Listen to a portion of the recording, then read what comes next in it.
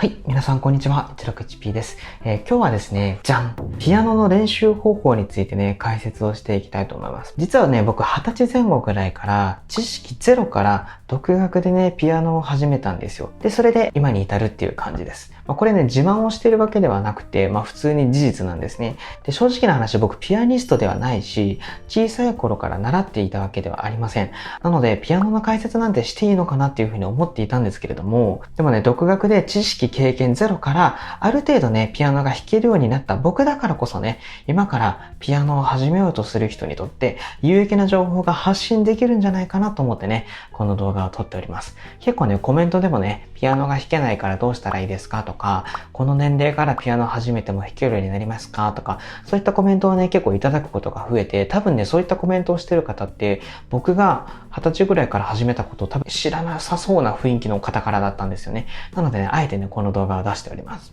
僕がね、楽曲制作ができるようになるまでの話っていうのは、実はね、ブログでも解説しておりまして、今回はね、そのブログのね、記事のページを載せておくので、そちらもね、ぜひ見てみてください。はい、というわけでちょっとそれたんですけれども、そういった感じで動画を撮っていきます。ピアノを幼少期から習ってきた人にとっては、いろいろね、ダメ出しとかがあるかもしれませんが、僕のチャンネルを見てくださっている人たちの目的は、ピアニストになるのが目的ではなくって、あくまで DTM でピアノが弾けると便利だよねっていう、そういったニュアンスで即戦力かつ実践的なレベルにまで落とし込んでね、解説をしていきます。それではね、僕が知識と経験ゼロからピアノが弾けるようになった具体的な練習方法についてね、解説をしていきたいと思います。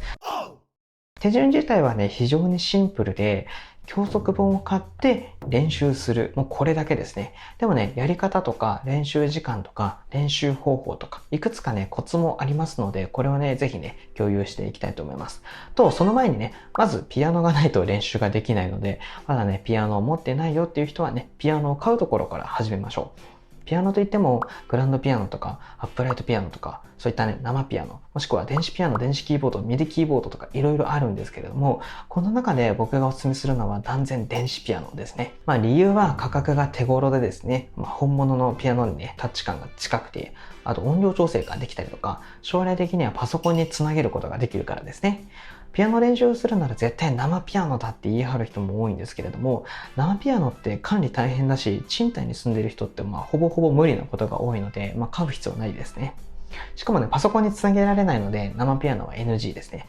アラブの石油王みたいにめちゃめちゃ予算がありますという人は買ってもいいんじゃないかなって思いますね。ただね、今回お話しするのは DTM に通用するレベルのピアノなので、電子ピアノで十分ですね。おすすめの電子ピアノはヤマハの P125 っていったね、ピアノがおすすめです。理由は鍵盤のタッチがですね、生ピアノに結構近くて、USB でパソコンとつなげることができるからですね。ミディ端子ではないので、そのまま USB にブスッと挿してね、パソコンにつなぐことができます。もしね、ミディ端子がある電子ピアノがいいという方は、コルグの D1 といったね、モデルがおすすめです。この話聞いてよくわかんないよっていう人は P125 を買うのが無難です。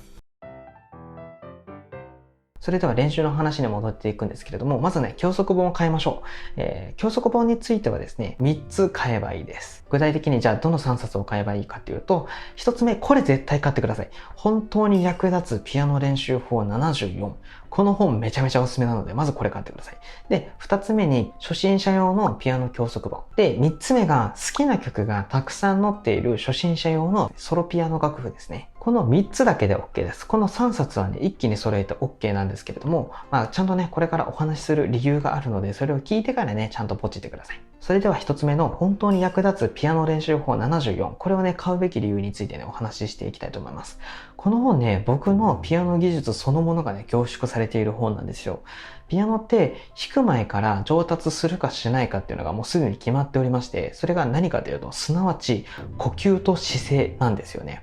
この2つはめっちゃ地味だし、正直ね、飛ばしたくなるような項目なんですけれども、これはね、本当にしっかり覚えないといけません。一番ね、おすすめできないのは、楽譜とか初心者用のピアノの教則本を買ってきて、いきなりね、やり始めるっていうのが、これが一番 NG ですね。まずはね、この本当に役立つピアノ練習法74っていう本で、基礎的なところを磨いてください。とはいえね、この本って基礎的なことよりもテクニックとかトレーニング方法とかが凝縮されているので、最初の段階ではね、そこまでやららずに基礎のとこまで進められれば OK です。その後はね、ピアノ初心者用のね、教則本を取り組んでいきましょう。はい、それでは2つ目、ピアノ初心者用の教則本なんですが、これはね、本当にね、マジでね、何でも OK です。なんかね、適当にね、自分に合いそうなものをね、買ってください。何でもいいです。この手の本っていうのはほとんどがね、クラシック曲が題材となってます。個人的にはね、クラシックを弾くのはあまり得意じゃないですし、そこまでね、クラシックを当時好きでもなかったんですが、クラシックの曲こそね、ピアノの基礎を固めるにはね、最適なものになってますので、これはね、ぜひ取り組んでほしいですね。で、別にね、これおすすめの本っていうのは特にないんですけれども、僕が使っていた本をね、紹介しておきたいと思います。こんな本ですね。こだわりがなければこれでもいいと思いますし、これじゃなくてもいいと思います。で、このピアノのね、教則本を選ぶときに一番やっちゃいけないのは、教則本を選ぶのに時間をかけることですね。ピアノって練習しないことには始まりませんので、教則本を選ぶのに時間をかけるのはね、本当に無意味です。本当にね、無駄なので、1分くらいでね、決めてね、ポチってください。それでは3つ目ですね。これ重要です。好きな曲がたくさん載っている初心者用のソロピアノの楽譜を買うっていうことですね。ピアノの練習で一番大事なことって何だと思いますか？そうです。モチベーション管理なんですよ。これね、僕さっきも言ったんですけれども、クラシックって当時好きじゃなかったので、本当に練習苦痛だったんですよね。なんでこんなに好きでもない曲をね、この本練習させるんだって思いながらね、ずっと練習してたんですよ。なので、僕は正直その、初心者用のピアノの本っていうのは半分も進んでないくらいでね、もうポイって投げ出してやめました。そして僕ね、当時からボカロ曲がめちゃめちゃ好きだったので、自分の好きなね、ボカロ曲がたくさん載ってるね、ソロピアノ用の楽譜集っていうのを買ったんですよ。これが本当に大当たり、大正解でした。めちゃめちゃね、楽しくね、練習ができたんですよね。冗談抜きでね、毎日ね、8時間くらい練習してましたね。その回あってかね、いつの間にか弾けるようになったっていうのが、僕の経験なんですけれども、この経験からわかる通りですね、自分が弾きたい曲がね、たくさん載ってる本っていうのはね、手に取ってみて、それでね、後半は練習するっていうのがね、モチベーションも上がりますし、上達するスピードが上がりますのでね、これをね、ぜひ試してみてください。ここまで聞くと、じゃあそれならピアノ初心者用の本っていらなくねって思った人もいるかもしれませんが、それはね、大きな誤解です。ピアノ初心者用の本って、冒頭でも申し上げたピアノの基礎みたいなところを練習を通してね、学ぶことができますし、コツなんかもね、結構書いてあったりするんですよ。僕がボカロ曲の練習を通して飛躍的にね、ピアノが弾けるようになったっていうのは事実なんですが、これはその基礎がね、しっかりしていたからなんですよ。ピアノの初心者用の本っていうのは完全にサボっていいものではないので、そこはね、誤解しないようにね、注意していただければいいかなと思います。最低でもね、3分の1か半分くらいはね、できるようになった方がいいかなと思います。はい、それではね、具体的にピアノの練習のコツをお話ししていくんですが、コツは3つありまして、1つ目が完璧にこだわらない。2つ目が1曲を通して練習する。3つ目が毎日5秒は必ず練習する。この3つだけです。具体的に解説をしていくと、1つ目、完璧にこだわらない。これですね。これ、他の動画でもね、言ったんですけれども、完璧を目指してはいけないです。理由はシンプルに完璧にできなかった時に挫折してしまうからですね。ピアノも人生も完璧にね、こなせる人なんていないんですよ。プロのピアニストですら本番にミスタッチとかって結構ね、してしまうものなんですね。これからピアノを始める人にとっては、ミスってめちゃめちゃ当たり前なんですよ。10回弾いたら10回ともね、ミスしてしまいます。100回ぐらい弾いたら、1回くらいはね、ミスなく弾けるかもしれない。それぐらいのレベルなんですね。なので、まずね、このうまく弾けない方が当たり前、この前提を分かってください。この前提を分かっていないと絶対挫折するので、これはね、本当に気をつけてください。で、2つ目ですね。1曲を通して練習する。これもね、結構大事で、曲をね、練習するときはね、必ず1曲を通して練習してください。理由は、初心者の多くが曲の始めばかりね、練習するせいで、曲始めは結構うまく弾けるのに、中間とか後半がめちゃめちゃ下手っぴっていうことがほとんどなんですね。これも完璧にね、こだわる必要はありませんが、これもね、完璧にこだわる必要はありません。ワンコーラスもしくはフルコーラス、このクオリティが 60% くらいのクオリティで弾けたらもうね、あなたは立派なピアニストなので、それくらいのクオリティで大丈夫です。間違いながらもね、あの曲弾いてるんだね、みたいなのが聴いてる側が分かればね、それはもうそれで合格点です。で、3つ目。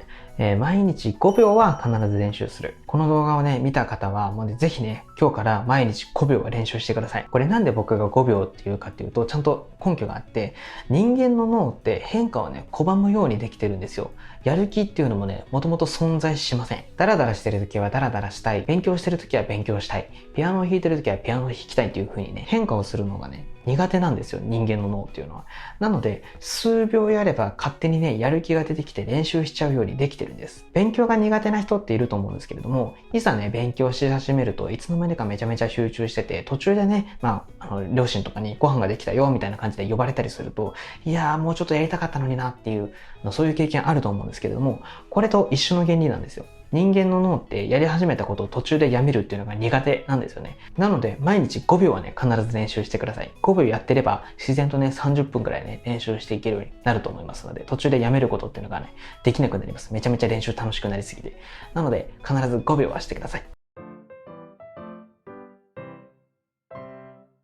はい。というわけでね、こんな感じで僕がね、どうやってピアノが弾けるようになったかっていうのをね、解説してきたんですが、いかがだったでしょうか。最後にね、お知らせをしておきます。僕の YouTube チャンネルではですね、聞くたび見るたびに少しでもハッピーになるような情報だったりとか、少しでも役に立つような情報をアップしております。普段は音楽家として活動しているので、こういった音楽系の動画が多かったりするんですけれども、僕ね、カメラとかタブレットとかスマホとかパソコンとか、そういったガジェット系が好きなので、ガジェット系の動画もね、たまにアップしていたりします。もしね、この動画が良かったとか、参考になったとか、他の動画も見てみたいなとか、興味が湧いたとか、思っていただけた方はですね、ぜひチャンネル登録といいねボタンで応援をよろしくお願いいたします。その他ね、感想とか意見とか疑問点とかそういったものがあればですね、ぜひぜひコメント欄で書いてみてください。全員にね、反応させていただいております。白式カフェっていう別のチャンネルも始めましたので、そちらもぜひよろしくお願いいたします。それでは今日の動画はこんな感じで終了です。ご視聴ありがとうございました。また次回の動画でお会いしましょう。バイバイ。